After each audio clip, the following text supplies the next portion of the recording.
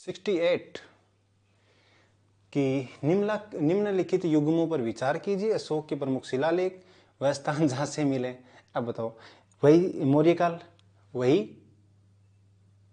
वही आपका कॉन्सेप्ट, उसके इंस्क्रिप्शन इंपॉर्टेंट है, सारे पढ़ जाओ यार। और पढ़ने में कोई ऐसा नहीं कह रहा है कि अशोक आपको ना बहुत गहराई में, आपको तो बस यही तो पता लगाना है कि ये इंस्क्रिप्शन थे वो किस जगह से मिले और वो जगह वर्तमान में कहाँ है, समझ रहे हो। तो धौली और जोगढ़ दोनों ही उड़ीसा में है, एरागुड्डी आंध्र प्रदेश में। तो धौली तो सही हुआ, एरागुड्डी सही हुआ, जोगढ़ अच्छा मध्य प्रदेश में दे दिया, ये तो गलत बात है ना। कालसी ये भी गलत बात, ये उत्तराखंड में। तो दो सही हो गए। अब कहोगे सर देखो कितना हार्ड क्वेश्चन आजकल यूपीएससी ने क्या कर दिया है, 2 युग्म कर दिए हैं, वो कर दिया, कितना ही कर दो, मेरा तो सही होता। अब आपको सर आपका नहीं हमारा बताओ, आपका भी सही होगा। आप मौर्यकाल पढ़ोगे ना, कोई भी बुक से पढ़ लो, जो मैंने बुक बताई है आपको उसमें तो अथाह जानकारी है, मतलब ठीक है ना, बहुत सारी जानकारी सारे दिए हुए वहां लाइन से, पहले पेज पे ही मिलता है मौर्यकाल की। वे अशोक के इंस्क्रिप्शन है ना, वो ये इन जगहों से मिलते हैं। थोड़ा बहुत मैंने भी पहले डिटेल से आपको बताई थी, पहले भी क्वेश्चन पूछे गए हैं। आपको नहीं पूछा गया कि कहां से रानी अशोक मिलता है, क्या पहले नहीं पूछा गया, क्या पूछा गया है, तो फिर गलत कैसे हो सकता है हमारा, फिर हमारा गलत कैसे हो सकता है, समझ रहे हो। आपको आंसर मिल गया होगा कि कितना ही हार्ड पूछो, यूपीएससी अपनी थीम नहीं छोड़ती है। हमने अगर वो काम करके चले गए तो हम आसानी से प्रीलिम्स कर सकते हैं।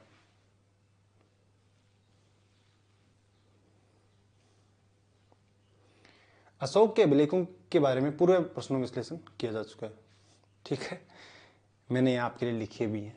मैं चाहता हूँ कि क्या पता दोबारा पूछे तो आप सही करके आओ, ठीक है। क्योंकि धौली और जोगढ़ कहाँ है, उड़ीसा में, एरागुडी आंध्र प्रदेश में, केलसी उत्तराखंड में।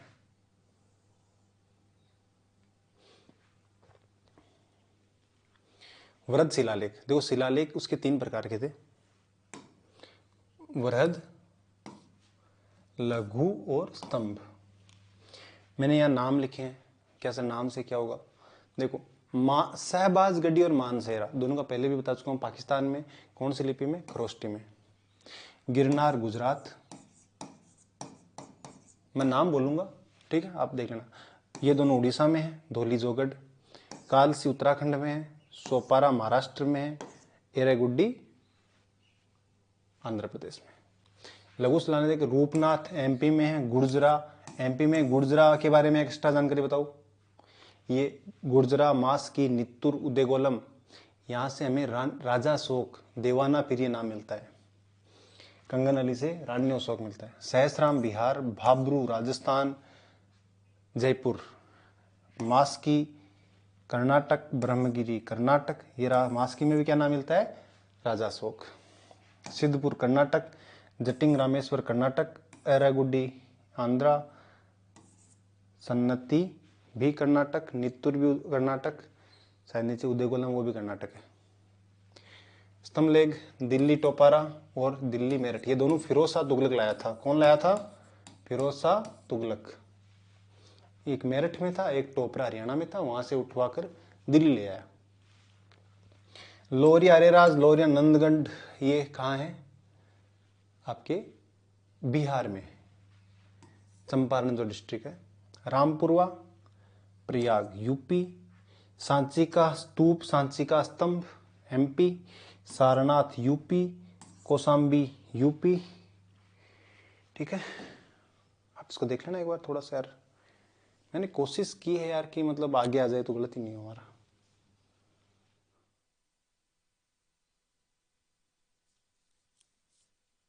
हाँ देखो, तक्षशिला और लंगमान अरिमाइक लिपि में, यहां तक मैं बता चुका हूं आपको। नित्तुर नित्तुर आपका कर्नाटक, उदयगोलम कर्नाटक, अहरोरा ये बिहार में, ठीक है। रुमेनदेई ये इंपॉर्टेंट है तीनों। कौशाम्बी यूपी में हो गया। रुमेनदेई इंपॉर्टेंट क्यों है, मैंने आगे नीचे जिक्र भी लिखा है कि रुमेनदेई है यहाँ, ये जो जगह है यहाँ पर 20वें वर्ष अशोक अपने राज्य के 20वें वर्ष यहाँ गया था, वहां उन्होंने भूमि कर घटाकर 1/8 कर दिया। पर सुना सकता आराम से, कौन सा अभिलेख है जहां पर भूमि कर के बारे में डिटेल मिलती है, 1/8 कर दिया था, रूमेन देई। ठीक है ठीक है। निगिलवा सागर, ये भी यूपी के आसपास, ठीक है। भाबरू में, भाबरू क्यों इंपॉर्टेंट है? भाबरू में बुद्ध धम्म संघ में अशोक की आस्था। बुद्ध धर्म संघ क्या है? बौद्ध धर्म के त्रिरत्न में आस्था का जिक्र मिलता है। रूमेन देई का मैंने बता ही दिया। मास की गुर्जरा नित्तुर उदयगोलम में देवाना प्रिय शोक नाम में मिलता है। कंगनहली में राण्यो शोक मिलता है। एरेगुड्डी में, एरोगुड्डी है ये एकमात्र अभिलेख है जो ख्रोष्टी और ब्राह्मी दोनों में मिक्स है। इसको बेस्ट्रोफोडन टेक्निक बोलते हैं। अशोक के अभिलेखों की खोज स्टीफेन थिलर ने की थी और इनको पढ़ने में जो पहली बार सफल हुआ था उसका नाम था जेम्स प्रिंसेप। अब बताओ इतनी डिटेल पढ़ के चले जाओगे तो मैं तो कहता हूं और डिटेल पढ़ के जाओ आप, ठीक है, मिले तो। ये कौन सा आ गया? अच्छा, थीम पकड़ो, आंसर करो, मैं पानी पी लेता हूं।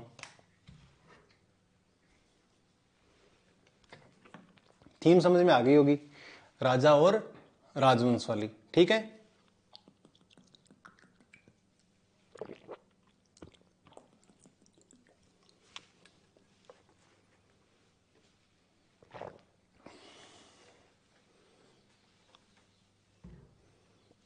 मैंने बताया था यूपीएससी आजकल पूछ रहा है किस वंश की स्थापना किसने की, उसके इंपॉर्टेंट राजा कौन कौन से हैं। हमारे भी सही तभी तो होते हैं जब भी हम एक्सप्लेन किया है कि उनको देख के जाते हैं यार यहाँ से यूपीएससी क्वेश्चन पूछ रहा है। अब मैं इस साल भी प्रिपेयर करके गया था 2023 में, मुझे फायदा हुआ। मैं बताऊंगा ये क्वेश्चन 2023 में जब आएंगे अपन। देखो कुछ तो प्रीवियस ईयर से हो जाएगा। क्या हो जाएगा प्रीवियस ईयर से? अभी बता देते हैं आपसे।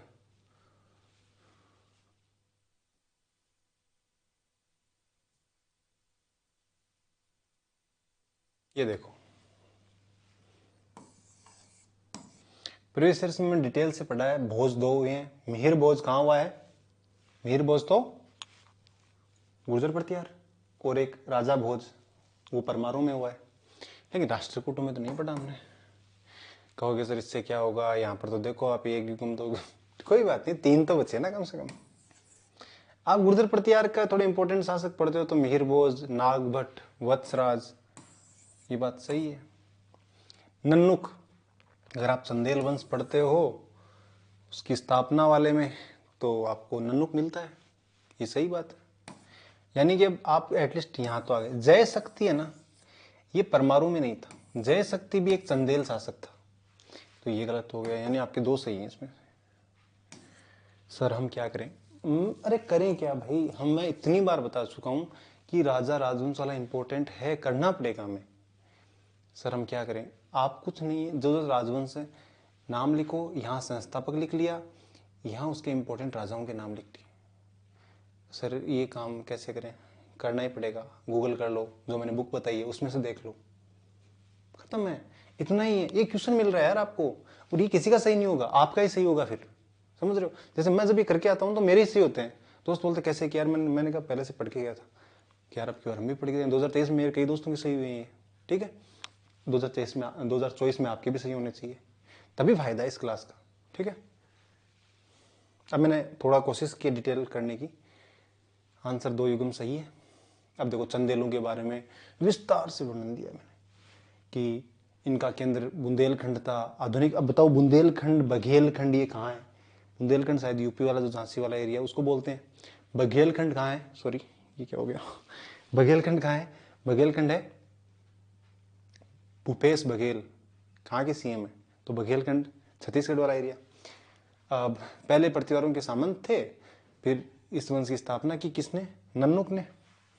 तो एक तो ऑप्शन में यही था संस्थापक। कल आपको मेरे नाम का एक संस्थापक भी बताया था मैंने, जो हमारी क्लास हुई थी पहले पिछले दिनों में, तो उसमें मैंने एक नन्नुक नाम का बताया था, अगर आपको याद आ रहा। नहीं सॉरी, उपेंद्र नाम का। याद रखना चाहिए आपको, एटलीस्ट मेरा नाम है।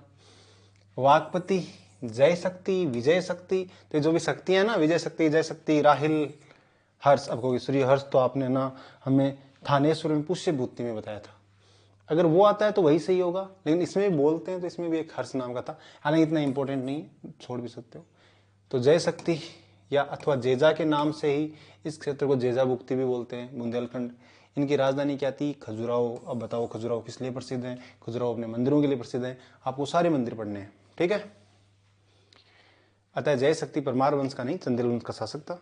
यशोवर्मन, यशोवर्मन या लक्ष्मण वर्मन इस वंश का प्रथम शक्तिशाली शासक था। इसने खजुराहो के विशाल विष्णु मंदिर, चतुर्भुज मंदिर का निर्माण करवाया। धंगदेव यशोवर्मन का पुत्र था। धंग ने सर्वप्रथम कालिंजर को राजधानी बनाया, लेकिन बाद में राजधानी खजुराहो स्थानांतरित की। ये सारे के सारे चंदेल जो महत्वपूर्ण राजा थे, इसने खजुराहो में वैद्यनाथ, विश्वनाथ, जिननाथ मंदिर बनवाए। कल को ये पूछ ले और आपने गलत कर दिया तो मुझसे बुरा कोई नहीं होगा, ठीक है। आप बोल सकते हो सर आप क्या ही कर लोगे, क्या नहीं कर लोगे, गलत बात है ना, मैं बता रहा हूँ आपका क्वेश्चन गलत हो, ऐसा नहीं होना चाहिए ना, ठीक है ना। हाँ, विद्याधर, ये भी इनका सबसे इंपॉर्टेंट राजा था। ये धंग का पुत्र था और सबसे सर्वाधिक शक्तिशाली चंदेल राजा ये था। कुछ मैंने डिटेल लिखी है, आप देख लेना, ठीक है। इनके बाद में परमार आ गए थे, कलचुरी गांगेयदेव आ गए थे, ठीक है।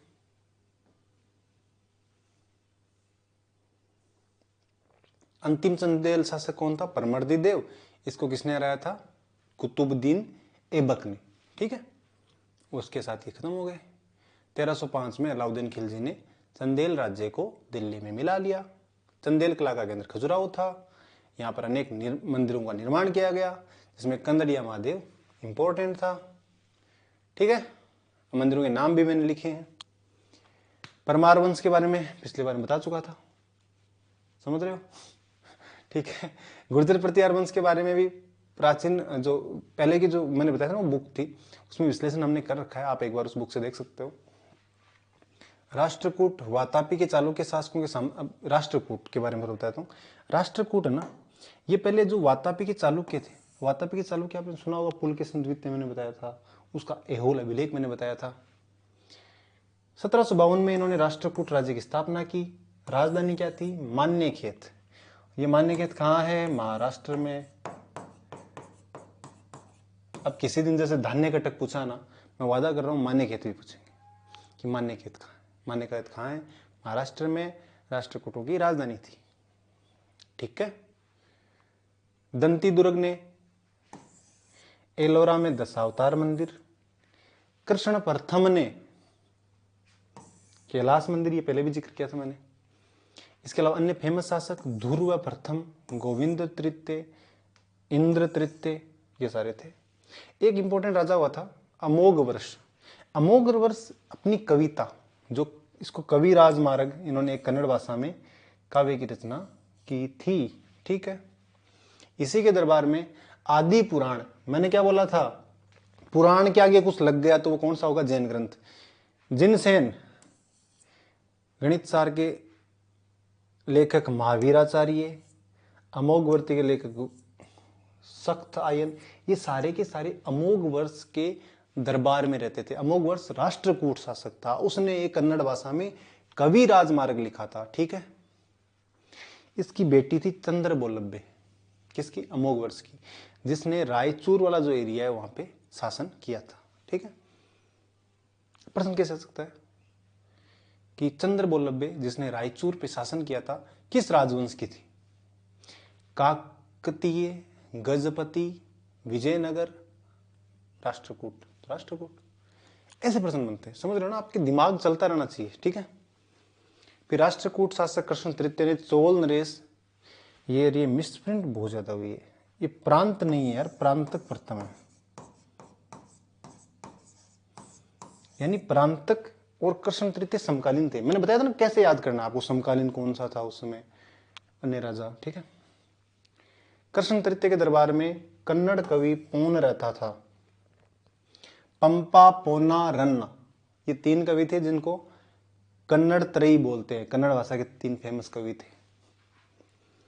शांति पुराण, अब मैंने क्या बोला, पुराण के आगे कुछ भी लग गया तो किसका होगा? वो जैनों का होगा, जिसने शांति पुराण की रचना की थी। किसने?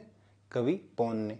इसी कृष्ण तृतीय के दरबार में हल्लायुद्ध रहता था, जिसने एक रचना की थी, इसका नाम था कवि रहस्य। वेरी इंपॉर्टेंट है कवि रहस्य, आजकल पूछ रहा है यूपीएससी।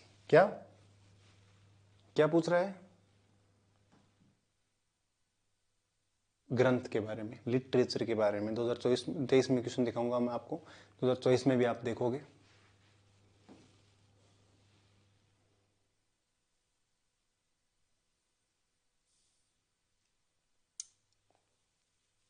संगम साहित्य हर वर्ष एक क्वेश्चन आ रहा है, लगातार आ रहा है, बिना डटे आ रहा है। हमें भी एक क्वेश्चन वहां से 2024 में, 2025 में, जब भी आप दोगे मिलेगा। गलत नहीं करके आना है। वो बुक पढ़ जाओ जो मैंने बताई थी, या आपके पास जो भी है डिटेल्स वो पढ़ जाओ, क्वेश्चन गलत नहीं होना चाहिए, ठीक है ना। और किताब, वो बुक का बार बार जिक्र इसलिए करता हूँ, एक तो मैं पढ़ के उसको क्लियर मैंने 3 बार किया है, तो मुझे थोड़ा सा उससे लगाव है। दूसरा मेरा पर्सनल एक्सपीरियंस भी है। वरना क्या होता है, बहुत सारी किताबें पढ़नी पड़ती हैं। अब किताबें लाओ, खरीदो, एक किताब है तो उसको तो पढ़ सकते हैं, उसमें तीनों चीज़ें हैं, एंसेंट, मिडाइवल और मॉडर्न, तीनों चीज़ें हैं आर्य वाली में। हाँ जी, संगम साहित्य हो गया हमारा थीम, आपने अटेम्प्ट कर लिया होगा। ये बोलता है कि संगम साहित्य के बारे में कौन सा सही है, सही बात बतानी कि संगम साहित्य में किसका वर्णन है। संगम कविताओं में भौतिक संस्कृति का कोई संदर्भ नहीं है। भौतिक संस्कृति का संदर्भ नहीं है मतलब समझते हो क्या, कि कोई ऐसी बात नहीं है कि भौतिक, जो देखो भौतिक संस्कृति मतलब जो भी भौगोलिक या जो आपका निर्माण कार्य टाइप का है, ठीक है, खान पान, जीवन रहन, मतलब जो भी उनका निर्माण, वो सारी चीजें है ना यार, ऐसा थोड़ी ना होता है, बहुत डिटेल में वर्णन है वहां तो। वर्ण का सामाजिक वर्गीकरण संगम कवियों को ज्ञात था, बिल्कुल ज्ञात था, ये सही है। संगम कविताओं में समर को शौर्य का कोई संदर्भ नहीं है। कैसे नहीं है? अरे कैसे नहीं है भाई, था। संगम कविताएं बंटी 2 भागों में थी, अहम, कहीं अहम लिखा होता है, कहीं अक्कम लिखा होता है, तो कंफ्यूज मत होना, एक ही बात है। और पूरम 2 भागों में थी, एक में आपको प्रेम की बातें मिलेंगी, एक में शौर्य की बातें मिलेंगी, तो ये तो एकदम गलत है। संगम साहित्य में जादुई ताकत, अरे सब था, उनको जादू टोना सब आता था। भारत में जादू टोना नहीं है ये तो हो ही नहीं सकता। हो सकता है क्या? अरे सिंधु हो सभ्यता वालों को भी थोड़ा थोड़ा पता था। तो ये इसका आंसर हो गया। अभी डिटेल में मैंने वर्णन आगे नीचे लिखा है आपके लिए, सौजन्य से उपेंद्र सर, ठीक है। हाँ ठीक है। वर्ण का सामाजिक वर्गीकरण इनको याद था। देखो तमिल भाषा का प्राचीनतम जो साहित्य वो संगम साहित्य के नाम से विख्यात है। संघ ये परिषद हुई थी पांड्य राजाओं के शासनकाल में, उसमें इनकी रचना हुई थी। काफी लंबा टाइम लगा था, लगभग 9950 वर्ष लगे थे। संगम साहित्य में 3 महत्वपूर्ण राजवंशों का उल्लेख है, चोल, चेर, पांड्य। इनमें भी सबसे ज्यादा उल्लेख किसका है? चेरी नहीं है, ये चेर है, मैं बहुत मिसप्रिंट हो गई, चेर, चेरी नहीं, चेरू का है। और किसके शासनकाल में हुई? पांड्यों की, ठीक है। पांड्य शासन को के संरक्षण में कुल 3 संगम आयोजित किए गए, जिनमें संकलित साहित्य को संगम साहित्य की संज्ञा दी गई। प्रथम संगम मदुरा में, द्वितीय संगम कपाटपुरम, तृतीय संगम उत्तरी मदुरा में आयोजित किया गया। तीनों ये पूछ सकता है कि पहला कहां हुआ, दूसरा कहां हुआ, तीसरा कहां हुआ। अवधि थी 9950 वर्ष।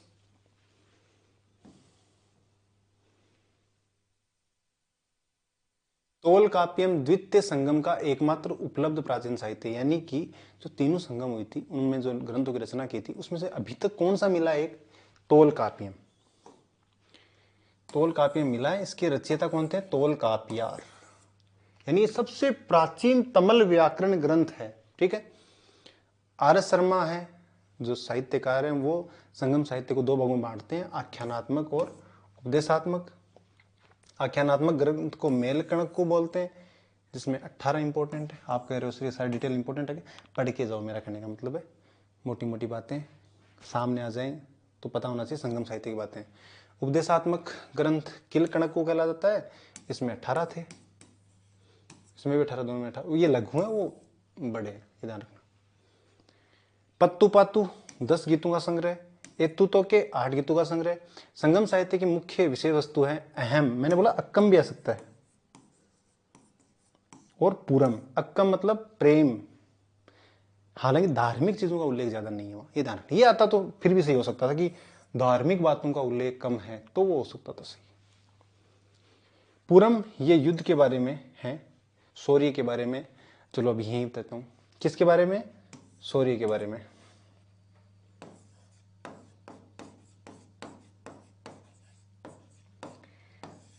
यूपीएससी पूछता है 2023 में वट तिरुक्कल क्या है?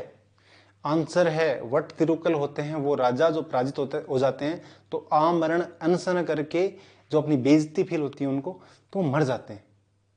क्या ये शौर्य से संबंधित बात नहीं है? अरे भाई हार गए तो मर गए, शौर्य ही तो है। अब फिर इसका आंसर ये नहीं था शौर्य वाला, समझ रहे हो? बाकायदा पूरम में शौर्य की बातें हैं। कोई इंसान 2022 में एक्सप्लेनेशन देख रहा था, ढंग से पढ़ के गया, उसका हो जाएगा आंसर सही, सिलेक्शन हो जाएगा। समझ रहे हो क्या बात? ये करके जाना आपको।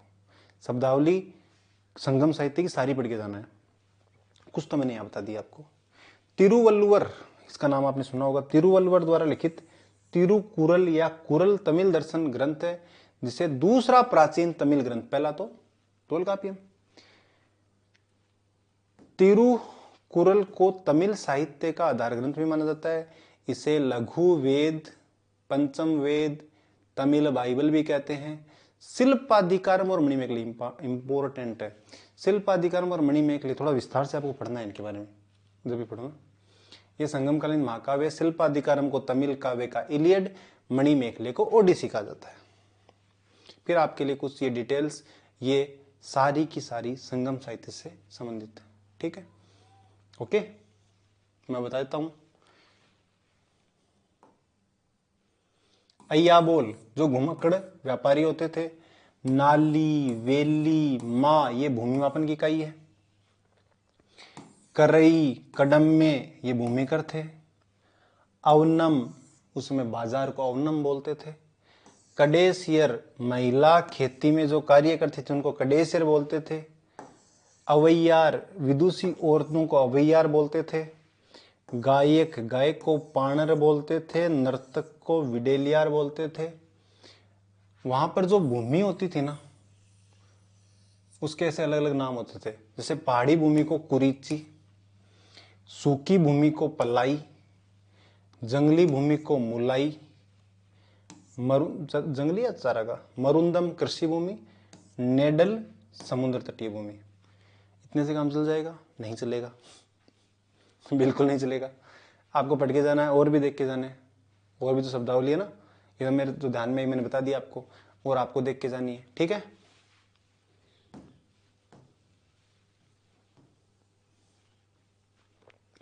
किसके राज्यकाल में योग विशिष्ट का निजामुद्दीन पानीपति ने फारसी में अनुवाद किया? थीम बताओ। मुगल काल, मुगल काल का लिटरेचर, ठीक है? तो सॉरी, आंसर इसका था हमारे निजामुद्दीन अकबर, ठीक है? आपको मुगल काल का, चाहे मैंने देखो आपको चित्रकारी का दिखा दिया, आपको मैंने उसके संगीत का दिखा दिया, ये मैंने उसके लिटरेचर का दिखा दिया। अगला नंबर किसका आएगा बताओ? 23 में हालांकि आया नहीं, लेकिन आ सकता है। किसका आ सकता है? आपके वास्तुकला का आ सकता है, आएगा 2024 में आ जाएगा। पढ़ के जाना आपको, ठीक है?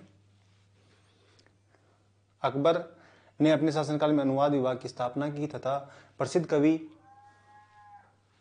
भाई जी नहीं है, फेजी है। ये इसके लिए आपसे हम क्षमा मांगते हैं।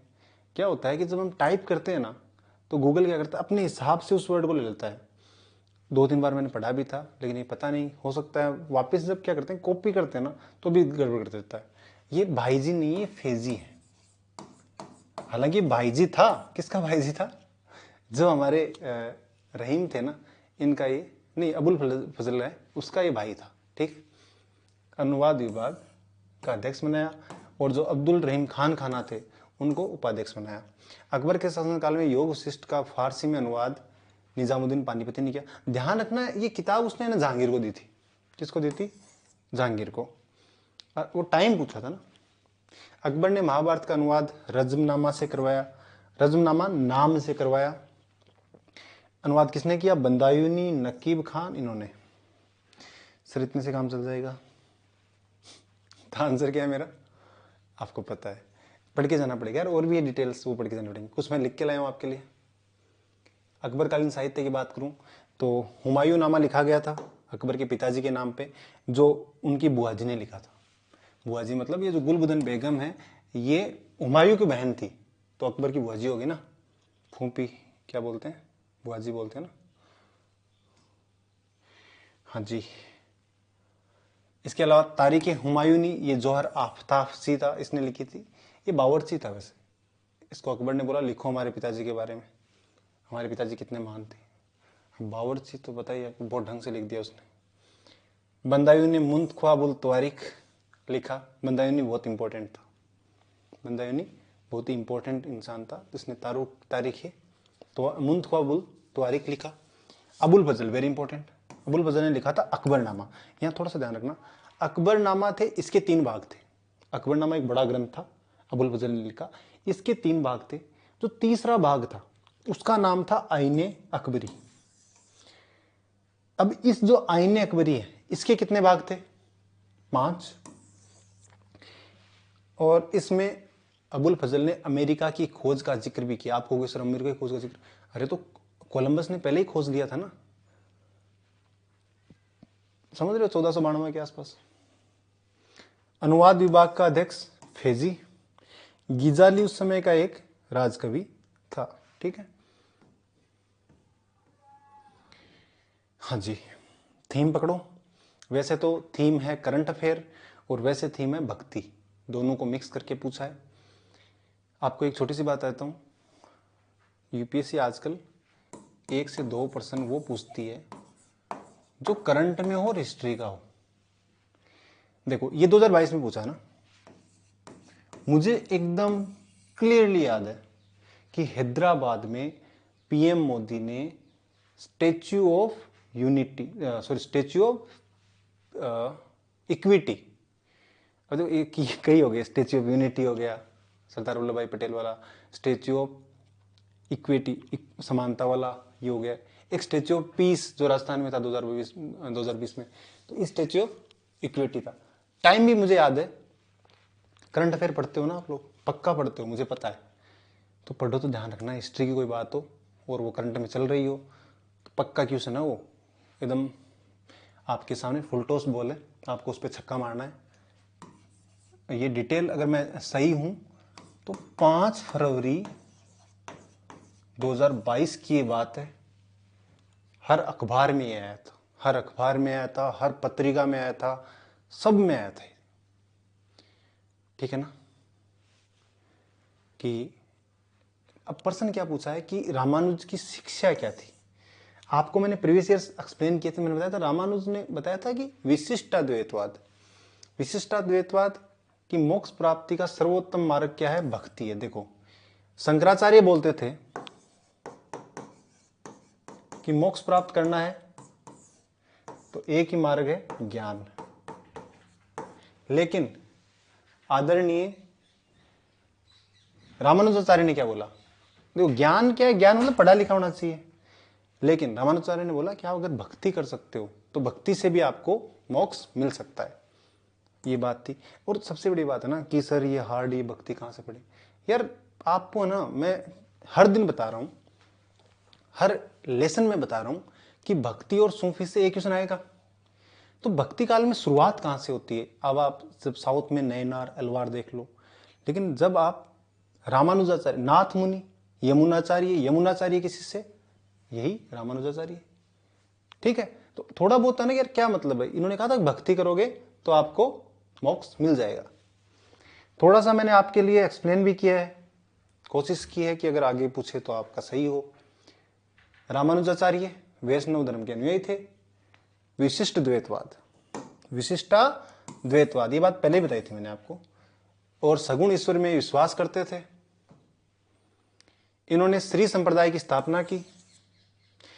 इनका जन्म तमिलनाडु के पेरम्बूर, ये पेरम्बूर नहीं पेराम्बूर है, पेरम्बदूर। इंटरेस्टिंग बात बताता हूं, इनकी गतिविधियों का प्रमुख केंद्र कांची और श्रीरंगम था। इन्होंने श्रीरंगम के मंदिर में शिक्षा भी ग्रहण की, कार्य भी किया शिक्षक के रूप में। इन्होंने श्रीरंगम के यतिराज नामक सन्यासी से दीक्षा ली। अब हुआ क्या, उस समय के जो चोल शासक थे वो शैव मत के अनुयायी थे, उनको वैष्णव वाले पसंद नहीं थे, तो उन्होंने इसको, जो हमारे रामानुजाचार्य जी हैं, इनको यहाँ से परेशान किया। तो इनको फिर जो कलोतुंग, वो कौन सा राजा था, चोल कलोतुंग था, इसी कारण इनको श्रीरंगम छोड़ना पड़ा और ये तिरुपति चले आए। स्थापना कहाँ हुई, आंध्र प्रदेश में। समझ में आ गया क्यों हुई, तिरुपति कहाँ है, आंध्र प्रदेश। तत्पश्चात रामानुजाचार्य यमुनाचार्य के शिष्य बने। ठीक है, ये बात मैं पहले बता चुका हूँ। रामानुज ने भक्ति को दार्शनिक आधार प्रदान किया।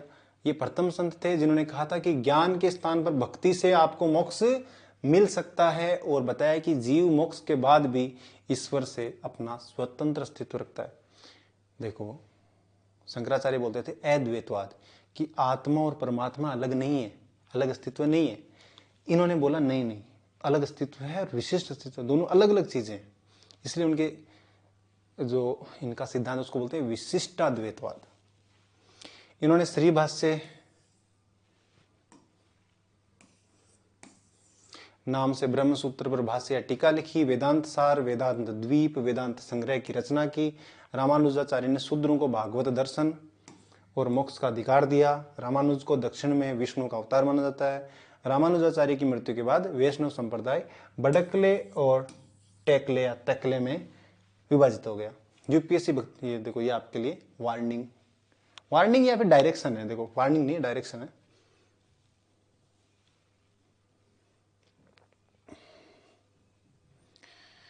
फिर करंट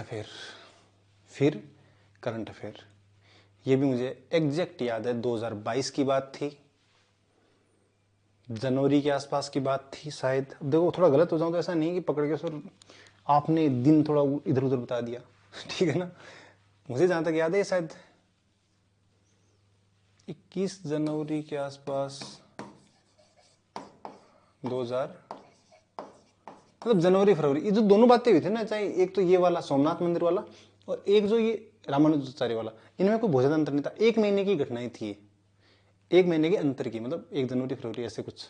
ठीक है, वो सर्किट हाउस का उन्होंने उद्घाटन किया था। बट पर्सन क्या पूछा, सोमनाथ मंदिर पे। ठीक है, सोमनाथ मंदिर ज्योतिर्लिंग देव मंदिरों में से एक है, बिल्कुल एक है। 12 जो ज्योतिर्लिंग थे उनमें से एक है। अल बरूनी ने सोमनाथ मंदिर का वर्णन बिल्कुल किया। सोमनाथ मंदिर पे जो आक्रमण हुए थे, महमूद गजनवी ने किया था 16वां आक्रमण, अल बरूनी उनमें साथ आया था। सोमनाथ मंदिर की प्राण प्रतिष्ठा, आज के मंदिर की स्थापना राधा कृष्ण, नहीं, पहले राष्ट्रपति राधा कृष्ण नहीं थे।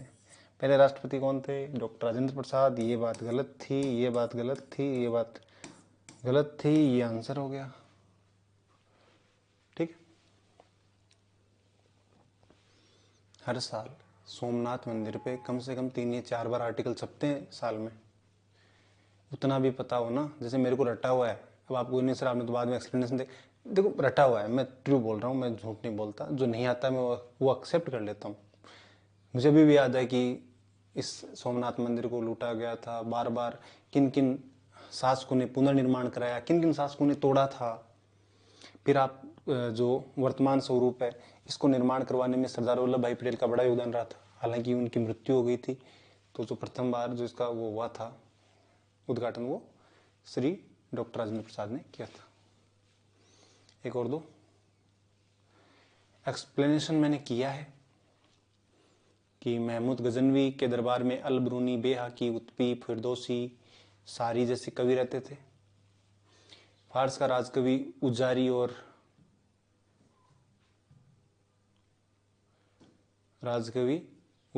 खुरासान का तुसी, विद्वान, ये देखो थोड़ा डिटेल में मैंने इसलिए लिख दिया, काम तो नहीं आता लेकिन ठीक है, एक बार पढ़ के जाना तो थोड़ा आ जाए कभी, मान लो यूपीएससी और गहराई में पूछ ले।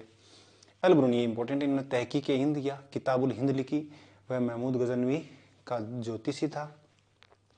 ये इंडिया आया, इसने इंडिया में गीता, पुराण, वराहमीर, ब्रह्मगुप्त सारी किताबें पढ़ी इसने। ठीक है, किताबुल हिंद तत्कालीन इतिहास का एक महत्वपूर्ण स्रोत था कि उसने जो देखा वो लिखा, इसलिए इसको हम बोलते हैं 11वीं सदी के भारत का दर्पण। इसने सब कुछ लिखा, भारत का विज्ञान, भूगोल, गणित, इतिहास, सारी चीजें होती है ना, समाज, सब कुछ लिखा इसने। अल बुरूनी पुराणों का अध्ययन करने वाला भी प्रथम मुसलमान था। इसने बताया था कि भारत में जो चतुर्वर्ण है, ब्राह्मण, क्षत्रिय, वैश्य, शूद्र, इसके नीचे भी 8 हो गए सर, वापिस 10 कितने हो गए, 8 हो गए ना, हाँ 5 और 3, 8 अंतेज भी थे, 2 भी कुमारी, ये सारा नाम उन्होंने दिया था। अल बुरूनी ने भारत में प्रचलित विभिन्न लिपियों की चर्चा की, वेरी इंपॉर्टेंट। सिद्ध मातृका लिपि सर्वाधिक लोकप्रिय थी, जो कश्मीर और वाराणसी में थी, कन्नौज में थी। एक बेक्सुकी लिपि थी जो बौद्ध इसका यूज करते थे, ठीक है।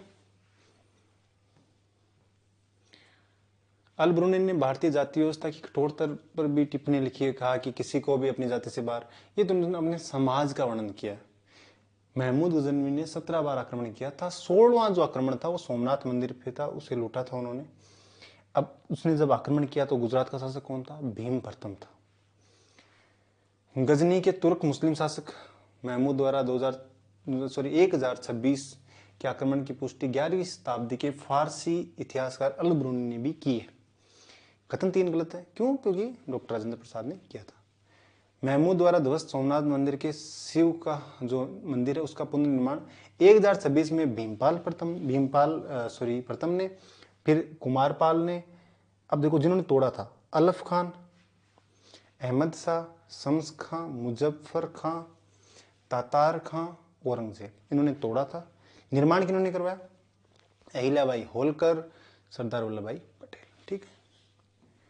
तो ये हमारी स्टोरी खत्म हुई 2022 वाली। क्या सीखा हमने? कि भाई जो जो चीज़ें, जो जो थीम्स पढ़ के जाएगा, उनको ढंग से एक्सप्लेन करके जाएगा, उसका तो होगा सिलेक्शन। और जो बहुत ज़्यादा पढ़ने की कोशिश करेगा, मतलब नेचुरल पढ़ो, करंट अफेयर पढ़ रहे हो ना, जो इंसान नेचुरल करंट अफेयर पढ़ रहा था ना, उसके लास्ट वाले दोनों क्वेश्चन सही थे, समझ रहे हो। और फिर अगर ये दोनों नहीं सही कर पा रहे हो तो इसका मतलब फिर आप पढ़ क्या रहे हो करंट अफेयर में? आप हर कुछ ही पढ़ रहे हो।